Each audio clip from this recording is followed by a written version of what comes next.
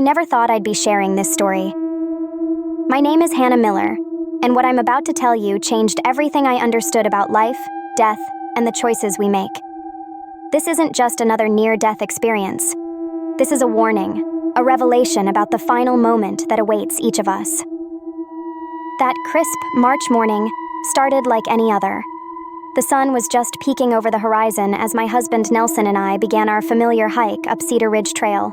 We'd done this trek dozens of times before, but something felt different that day. Maybe it was the unusual stillness in the air, or perhaps it was God's way of preparing me for what was about to happen. "The view is going to be spectacular today," Nelson said, adjusting his backpack as we climbed higher. I remember smiling at him, taking in his familiar profile against the morning light. If I'd known what was coming, I would have memorized every detail of his face in that moment. We were about 2 hours into our hike when it happened. The loose gravel beneath my feet suddenly gave way. Time seemed to slow down as I felt myself falling backward. I heard Nelson's terrified shout, saw his hand reaching for me, but I was already tumbling down the steep incline. The world spun in a kaleidoscope of sky and earth, and then everything went black. What happened next would reveal truths about our eternal destiny that most people aren't prepared to hear. I was clinically dead for 23 minutes, but where I went and what I experienced felt like an eternity. The doctors would later tell my family it was a miracle I survived the severe head trauma and internal bleeding. But the real miracle was what Jesus showed me about the choice, the final choice, that determines everything. The moment my consciousness left my broken body, I felt a profound sense of peace wash over me. But this wasn't the end. It was only the beginning. I found myself in what I can only describe as a vast space of pure light, yet somehow I could see perfectly. The physical pain was gone, replaced by an awareness so acute it made our earthly senses seem dim in comparison. That's when I heard it, a voice that resonated through every fiber of my being.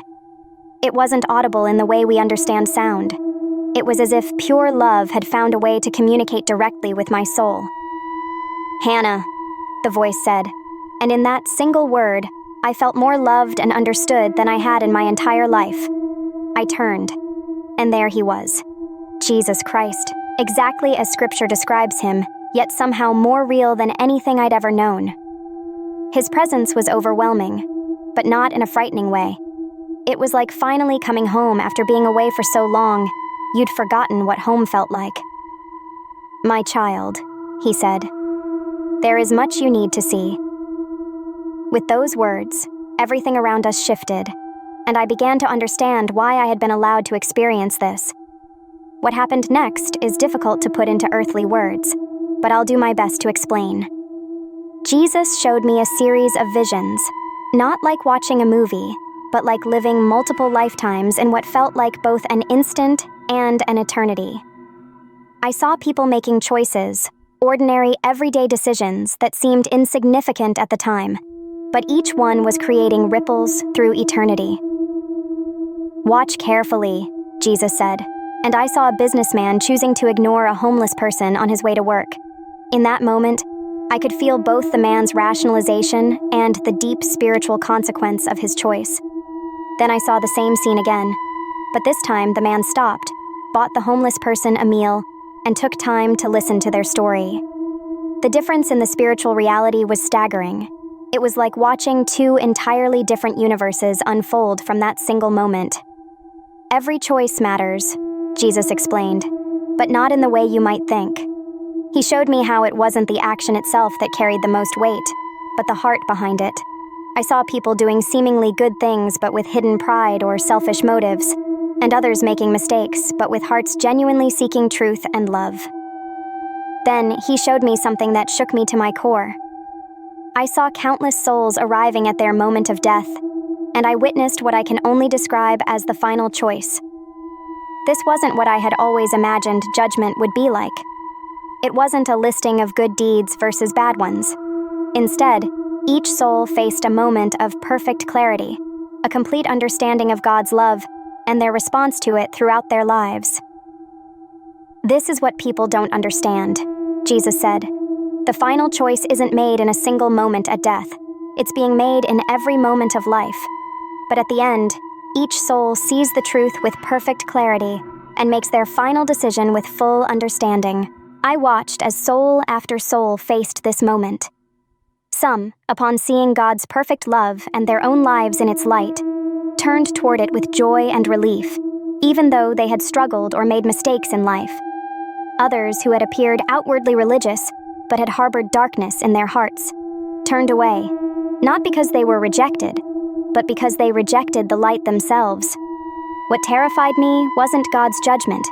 It was seeing how our own choices, our own hearts, create our eternal destiny.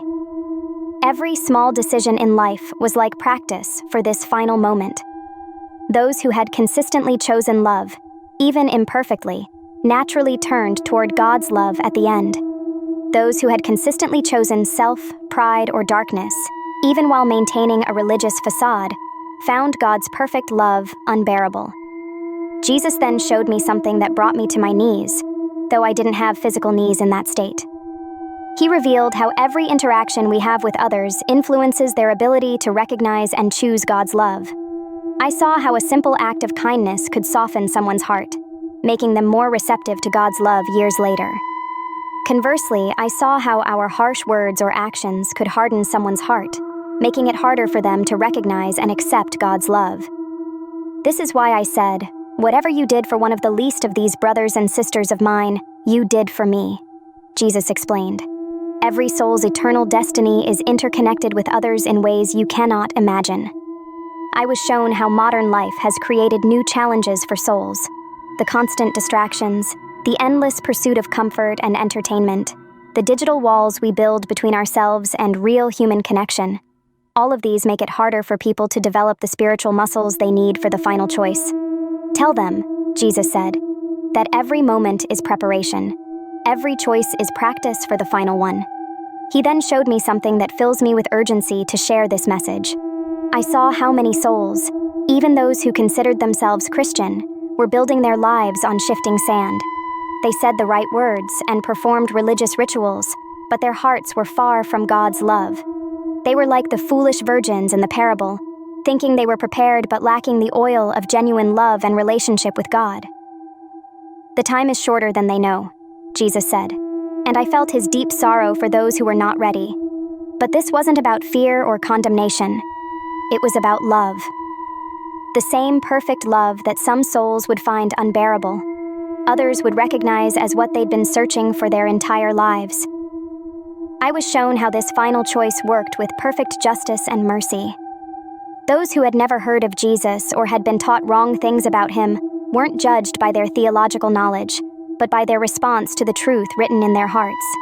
I saw souls who had lived in completely different cultures or religions recognize Christ's love instantly because they had spent their lives responding to whatever portion of truth they had known. What breaks my heart is seeing how many people today are making choices that will make it harder for them to choose love in that final moment. Every time we choose bitterness over forgiveness, judgment over mercy, self-righteousness over humility, we're practicing for the wrong choice. Every time we choose to look away from someone's need, to preserve our comfort instead of reaching out in love, we're making it harder for our souls to recognize and choose God's love when we see it in its fullness. Jesus showed me how the enemy has twisted our understanding of what matters. Many focus on the wrong things, he said. They debate doctrine while ignoring the widow. They judge others while their own hearts grow cold. They build bigger churches while neglecting to build bigger hearts. I saw how social media and modern technology, while neutral in themselves, often become tools that train us in the wrong direction. We practice snap judgments, quick dismissals of others, and the cultivation of carefully curated false selves, all habits that make it harder to choose authentic love when it really matters. The most beautiful thing Jesus showed me was how simple the path to life really is. It's not about getting everything right or never making mistakes. It's about the direction of our hearts. Every time we choose love over fear, forgiveness over resentment, giving over taking, we're practicing for the final choice. Every time we admit we're wrong, choose humility over pride, or reach out to someone different from us, we're developing the spiritual muscles we'll need.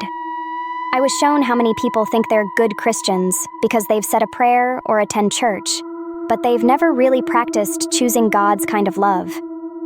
Then I saw others who might seem far from God by religious standards, but who regularly choose love and mercy in their daily lives, and how naturally they turned toward God's love in their final moment. Jesus impressed upon me that this message isn't meant to frighten people into heaven. That's not even possible. Fear can't prepare you for a choice based on love. Instead, this revelation is meant to wake people up to the importance of how they're living right now.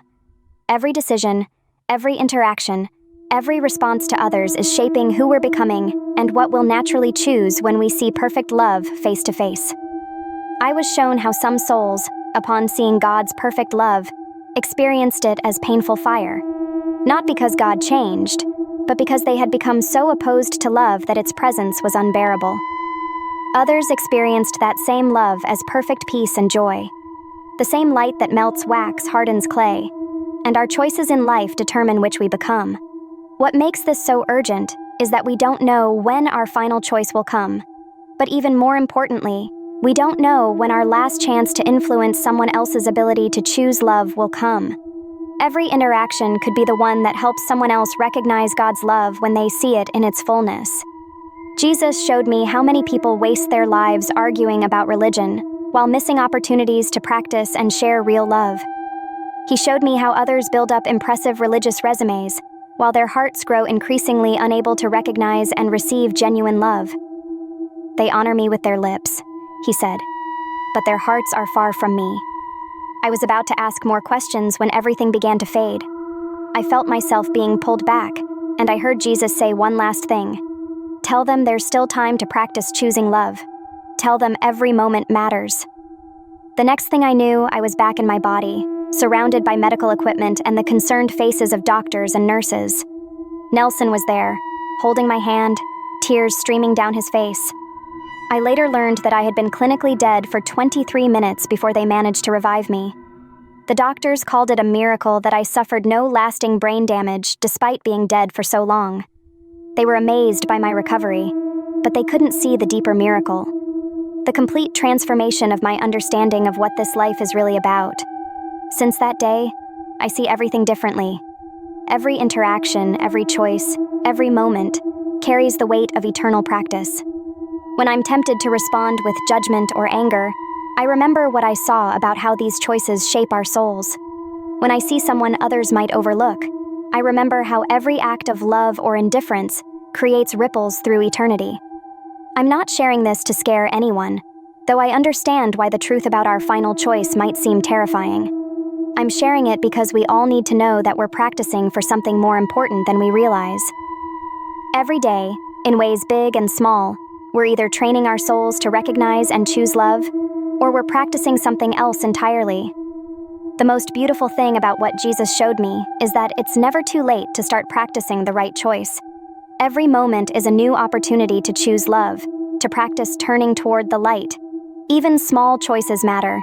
Choosing to really listen to someone instead of just waiting for your turn to talk.